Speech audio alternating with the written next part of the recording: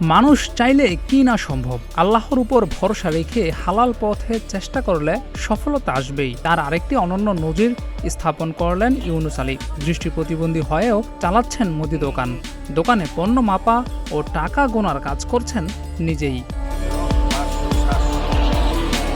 ব্রাহ্মণবাড়িয়ার বাঞ্ছারামপুর উপজেলার রূপসী গ্রামের মৃত খালেক ব্যাপারের ছেলে ইউনুস আলী। 6 ভাই বোনের মধ্যে তৃতীয় তিনি। মাত্র 5 বছর বয়সেই ঘাতক টাইফয়েড কেড়ে নেয় ইউনুস আলীর দৃষ্টিশক্তি, কিন্তু কেড়ে নিতে পারেনি ইউনুস আলীর মনোবল।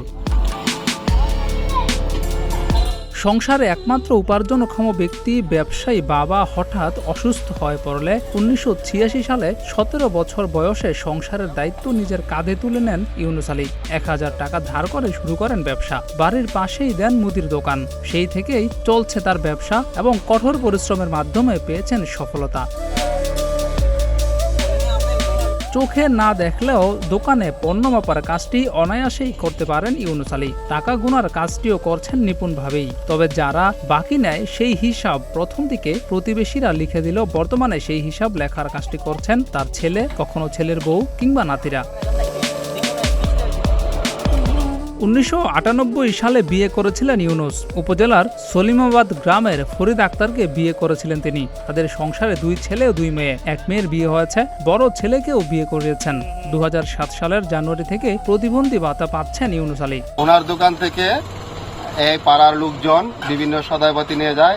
টাকাগুলি উনি হাতের মাধ্যমে গুনে গুনে রাখতে পারেন। সেল করতে গিয়ে ওনার দোকানে কি কি সদাই কোন জায়গায় আছে, কোন সদাইটার মূল্য কত, সেটা উনি নির্দ্বিধায় বলে দিতে পারে। আমাদের দোকানতে পাইকারি মাল আনতো, আমি নিজে মাল দিতাম।